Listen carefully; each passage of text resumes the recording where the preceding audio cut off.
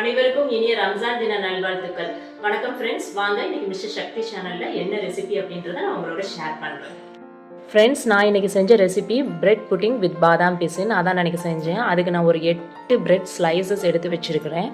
தேவையான நட்ஸ்ன்னு பார்த்தீங்கன்னா என்கிட்ட இருந்தது பாதாம், கேஷ்யூ அண்ட் கொஞ்சோண்டு உலர்ந்த திராட்சை எடுத்து வச்சிருக்கேன். டியூட்டி ஃப்ரூட்டி பார்த்தீங்கன்னா என்கிட்ட வந்து டியூட்டி ஃப்ரூட்டி வந்து 3 கலர்ஸில் இருந்துச்சு. ஸோ 3 கலர்ஸில் நான் டியூட்டி ஃப்ரூட்டி எடுத்து வச்சிருக்கிறேன்.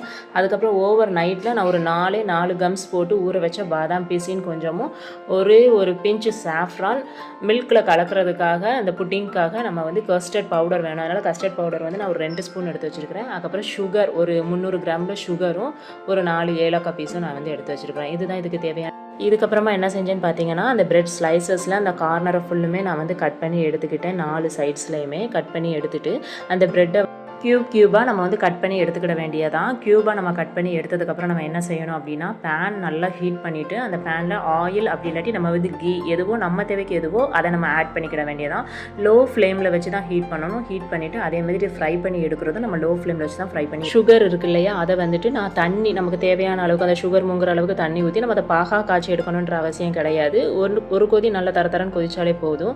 அந்த சுகர் சிரப் வந்துட்டு நல்லா ஆறுனதுக்கப்புறமா நம்ம அந்த ஃப்ரை பண்ணி வச்சுருக்கிற பிரெட் ஸ்லைசஸ் ஆட் பண்ணிட வேண்டியதான். அதுக்கப்புறமா பால் நல்லா பொங்கி வந்ததுக்கப்புறமா நான் எடுத்து வச்சுருந்த அந்த ஒரு பிஞ்ச் சாஃப்ரானையும் நான் சேர்த்து மிக்ஸ் பண்ணி ஒரு கலர் கொடுத்துட்டு, அதுக்கப்புறமா அந்த 300 கிராம் சுகரில் எடுத்து வச்சுருந்த ஏலக்காவையும் சேர்த்து ஒரு அடித்து பவுடராக கொண்டுட்டு வந்து அதையும் நான் இதில் மிக்ஸ் பண்ணிக்கிட்டேன். அதுக்கப்புறமா எடுத்து வச்சுருந்த அந்த 2 ஸ்பூன் கஸ்டர்ட் பவுடர் இருக்குது இல்லையா, அதையும் நான் மீதமுள்ள அந்த 200 லிட்டர் பாலில் நான் நல்ல ஒரு மிக்ஸ் கொடுத்து அதையும் இது கூட சேர்த்து 15 நிமிஷத்துக்கு கைவிடாமல் நான் கிளறிக்கிட்டே இருந்தேன். அதுக்கப்புறமா அந்த மிக்சரை வந்து நம்ம நல்லா ஃபேன் காற்றுல ஆற வச்சுட்டு திரும்ப நம்ம சேர்த்து வச்சுருக்கிற சுகர் சிரப்பில் சேர்த்து வச்சுருக்கிற அந்த ப்ரெட்டையும் இதில் சேர்த்துட்டு பாதாம் பிசனையும் இதில் சேர்த்துற வேண்டியதான்.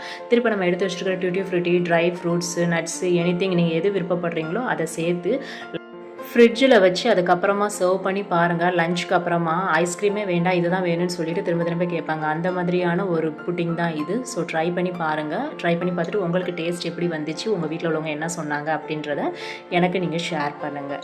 எங்கள் வீட்டில் எல்லாருமே திரும்ப வாங்கி சாப்பிட்டாங்கன்னா பாருங்களேன். மாமா, இந்த ரெசிபி எப்படி இருக்குன்னு டேஸ்ட் பண்ணி சொல்லுமாமா. இந்த பிரெட் புட்டிங் சூப்பராக இருக்குது. தேங்க்யூ மாமா. பார்த்தீங்களா ஃப்ரெண்ட்ஸ், எங்கள் வீட்டில் நான் பண்ண ரெசிபி வந்துட்டு டேஸ்ட் பண்ணி பார்த்துட்டு ரொம்பவே நல்லா இருக்குன்னு சொல்லிட்டாங்க. ஸோ நீங்கள் உங்கள் வீட்லேயும் இதை ட்ரை பண்ணி பாருங்கள். சாப்பாடுக்கு அப்புறமா ஐஸ்கிரீமுக்கு பதில் இந்த மாதிரி ஒரு புட்டிங் எடுத்துக்கிட்டோம் அப்படின்னா ரொம்பவே ஃபுல்ஃபில்லான ஒரு லஞ்ச் நம்ம கம்ப்ளீட் பண்ண மாதிரி இருக்கும். ஸோ நீங்கள் ட்ரை பண்ணி பார்த்துட்டு உங்களுக்கு எப்படி வந்துச்சு அப்படின்றத என்னோட கமெண்ட்டில் எனக்கு ஷேர் பண்ணுங்கள். நான் நெக்ஸ்ட் வீடியோவில் உங்களை மீட் பண்ணுறேன். Bye friends.